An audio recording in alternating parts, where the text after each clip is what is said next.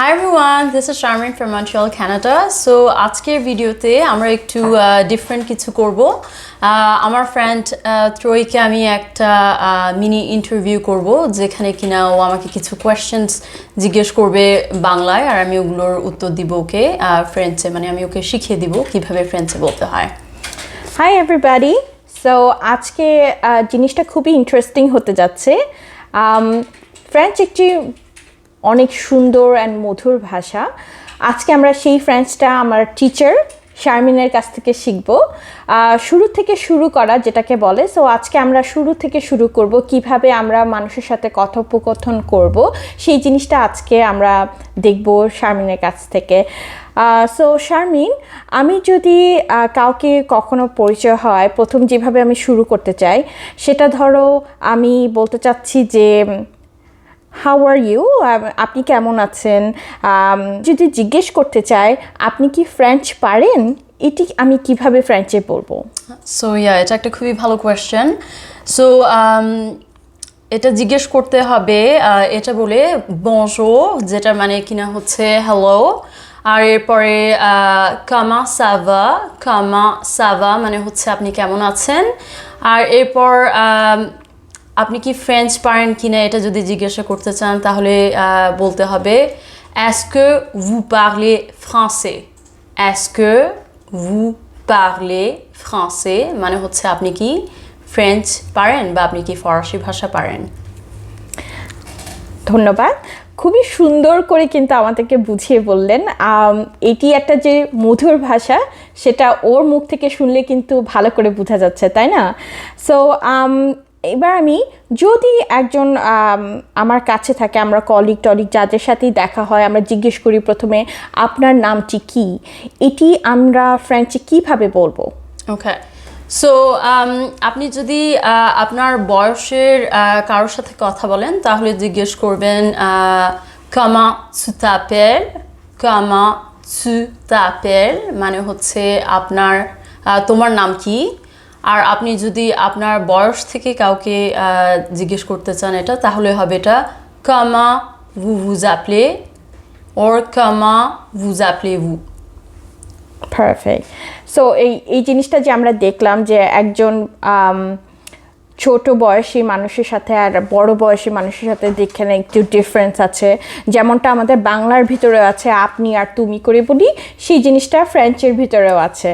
So very nice, আমাদের অনেক কিছু শিখে ফেললাম আজকে। সো আমরা শুরু করব মানুষের সাথে যখন দেখা হয়, কারণ এখানে বিভিন্ন দেশের মানুষ আছে, বিভিন্ন দেশের মানুষের সাথে আমাদের কথা হয়। সো আমরা যে জিনিসটা জানতে চাই সেই মানুষটা কোন দেশে থেকে এসেছে। সো এটা আমি যদি ফ্রেঞ্চে জানতে চাই কিভাবে জিজ্ঞেস করব?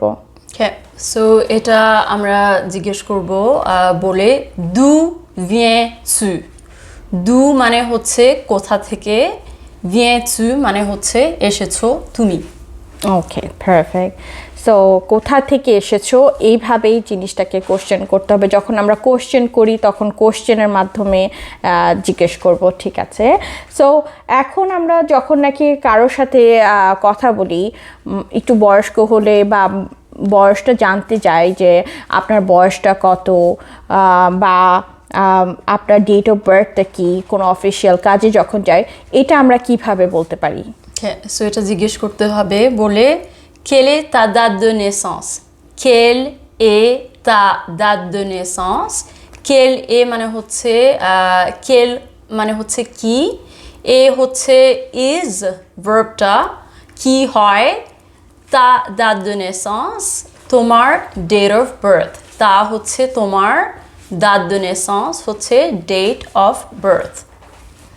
ওকে, সো আমাদের কথায় কথায় কিন্তু অনেকগুলো কথা হয়ে গেল। একটা মানুষের সাথে ইন্ট্রোডিউস হলে যেসব কথাগুলো দিয়ে শুরু করতে হয় আমরা কিন্তু শুরু করে দিয়েছি। সো এখন আমার কোশ্চেন হচ্ছে, আমি যদি আরেকটু ডিটেলস জানতে চাই ওই মানুষটা সম্পর্কে, ওই মানুষটা কি সিঙ্গেল কি ম্যারিড, এই ধরনের কোশ্চেন যদি করতে চাই আমরা কিভাবে ফ্রেঞ্চে কোশ্চেনটা করব? সো এটা হবে êtes-vous célibataire ou marié, êtes-vous মানে হচ্ছে are you আপনি, célibataire হচ্ছে single, আর marié হচ্ছে married, êtes-vous célibataire ou marié. Perfect. So এখানে দুটো ডিফারেন্ট হতে পারে, যদি ম্যারিড হয় তাহলে ম্যারিড, আর যদি সিঙ্গেল হয় তাহলে সেলিব্রেটার হবে। সো হ্যাঁ, এই জিনিসটা যেহেতু আমরা জানতে পারলাম, যদি একটা ওই পার্সনটা যদি ম্যারিড হয় তখন আমরা কিন্তু ওই পার্সনটাকে আর একটু কিছু জিজ্ঞেস করতে পারি, যেমন আপনার কতজন বেবি আছে, কতজন বাচ্চা আছে, সেটা আমরা কিন্তু জিজ্ঞেস করতে পারি। সো পরের কোশ্চেনটা আমার হবে যে আপনার কয়টা বেবি আছে। সো আপনার কয়টা বাচ্চা আছে এটা যদি জিজ্ঞেস করতে চাই আমরা, তাহলে এটা হবে combien d'enfants avez-vous? combien মানে হচ্ছে কয়টা, d'enfants হচ্ছে বাচ্চা, এরপর হচ্ছে avez-vous আছে আপনার, কয়টা বাচ্চা আছে আপনার। পারফেক্ট। সো টুকটাক করে কিন্তু আমরা অনেকগুলো কোশ্চেন করে ফেললাম, অনেক কিছু জেনেও ফেললাম। সো এখন হচ্ছে যদি উনি আমাদেরকে বলে যে হ্যাঁ আমার বেবি আছে, আমার বাচ্চা আছে, যদি আমি জানতে চাই তাদের বয়স কত, কিভাবে আমি তাকে এই কোশ্চেনটা করব? ওকে, so quel âge ont-ils?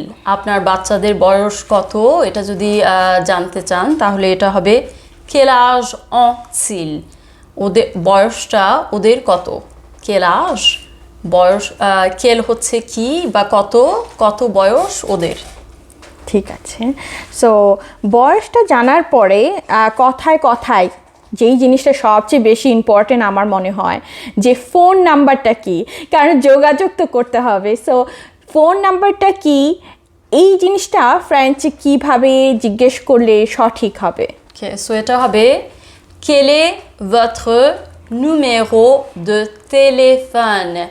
quel est কি হয়, votre মানে হচ্ছে আপনার, numéro নাম্বার, de téléphone টেলিফোনের, সো আপনার ফোন নাম্বারটা কি। সো এখন আমরা কিন্তু ফোন নাম্বারটাও পেয়ে গেলাম। এখন আমাদের যেটা জানতে হবে সেটা হচ্ছে অ্যাড্রেস। সো একজনের ঠিকানা জানতে হলে ফ্রেঞ্চে আমরা যদি বাংলায় যদি আমরা বলি আপনার ঠিকানাটা কি, এটা ফ্রেঞ্চে আমরা কি করে বলবো? সো এটা অনেক সিম্পল, এটা just quel est votre adresse? quel est কি হয়, votre adresse আপনার অ্যাড্রেসটি। ঠিক আছে। সো দেখলেন তো, খুবই ইজি, সব কিছুতেই কিন্তু আমরা ইউজ করতে পারবো যখন নাকি আমরা সেন্টেন্সটা বলতে পারবো। সো এরকমই ভাবে যদি আমি জিজ্ঞেস করতে চাই সেম টাইপেরই জিনিস যে আপনার ইমেল অ্যাড্রেসটা কি, সো আমরা এটা কিভাবে বলবো? ওকে, সো এটা প্রিভিয়াস কোশ্চেনের মতোই হবে, quel est votre adresse, এর সাথে জাস্ট লাগাবেন courriel না হলে ইমেল। সো এখানে ইমেল অ্যাড্রেসটা ফ্রেঞ্চে ইমেল অ্যাড্রেসই বলে ধরতে গেলে। So quel est votre adresse courriel আপনি যদি খুবই ফর্মালি জিজ্ঞেস করতে চান, যেটা কিনা প্রপার ফ্রেঞ্চ, না হলে quel est votre adresse email. কত সহজ, তাই না? সব কিছুর সাথেই আমরা ইউজ করতে পারি যে জিনিসগুলো ইজিভাবে, সেই জিনিসটাই কিন্তু শারমিন আমাদেরকে বুঝিয়ে বুঝিয়ে বলে দিচ্ছে। খুবই সুন্দর করে বোঝানোর জন্য অনেক অনেক ধন্যবাদ। তারপর আমি যেটা জানতে চাইবো সেটা হচ্ছে আপনার প্রফেশনটা কি। যেমন আমার প্রফেশন আছে, আপনার একটা প্রফেশন আছেন, আপনি টিচার। সো আপনি যদি আমি যদি কাউকে জিজ্ঞেস করি আপনার প্রফেশনটা কি, আমরা কিভাবে এটা জিজ্ঞেস করবো? সো এটা অনেকভাবেই বলা যায়, বাট প্রথমে যেটা খুবই ইজি ওয়ে, যেটা সহজভাবে বলা যায় সেটা হচ্ছে quelle est votre profession? Quel métier exercez-vous? Quel métier exercez-vous? So আমরা এখন যে জিনিসটা দেখলাম সেটা হচ্ছে বিভিন্নভাবে একই জিনিস জিজ্ঞেস করা যায়। সো সেই জিজ্ঞেস করাটাই আমরা কিভাবে জিজ্ঞেস করবো এটা ডিপেন্ড করবে পার্সন টু পার্সন যখন কথা বলবে সেটার উপরে, বাট জিনিসটা ফর্মুলা কিন্তু সেম থাকতে হবে যাতে আমরা কোশ্চেন করছি এরকম বোঝা যায়। তো এখন যদি আমি জিজ্ঞেস করি যে আপনি কখন কানাডা এসেছেন, এইটা আমি কিভাবে জিজ্ঞেস করব? ওকে, সো এটা হবে quand est-ce que vous êtes venu au Canada? Quand est-ce que vous êtes venu au Canada? quand হচ্ছে কখন, est-ce que vous হচ্ছে আপনি, êtes venu au Canada হচ্ছে এসেছেন কানাডায়। ঠিক আছে, শুরু থেকে শুরু করে কিন্তু এখন আমরা অনেক দূর পেরিয়ে এসেছি। আমার তো মনে হচ্ছে আমি অনেক কিছু শিখে ফেলেছি শারমিনের কাছ থেকে, এত সুন্দর করে আমাদেরকে বুঝিয়ে বুঝিয়ে বলেছে। এখন আমি শারমিনের কাছ থেকে জানতে চাইবো যে বাংলার সাথে যখন আমরা ফ্রেঞ্চটা বলি তখন কি কি জিনিসগুলো আমাদেরকে বেশি করে খেয়াল রাখতে হবে যখন আমরা প্রোনাউন্স করব, যখন আমরা বলবো, কোন কোন জিনিসগুলো আমাদেরকে একটু খেয়াল রাখতে হবে? কামা সাভা যখন আমরা বলবো, কেমন আছে, গুড মর্নিং, গুড আফটারনুন, এগুলো যখন বলবো কিভাবে বলবো? সো আমি জাস্ট আপনাদেরকে একটু বলবো যে আর্টটার উপর একটু ফোকাস করতে, যেটা কিনা প্রোনাউন্স করা বাঙালিদের জন্য অনেক হার্ড। সো আর্টটাকে আর না বলে এটাকে বলতে হবে। সো বনজোর, জোর, একটার উপর একটু ফোকাস করতে হবে। আর সাউন্ডটাও বাঙালিদের জন্য খুবই কঠিন প্রোনাউন্স করা।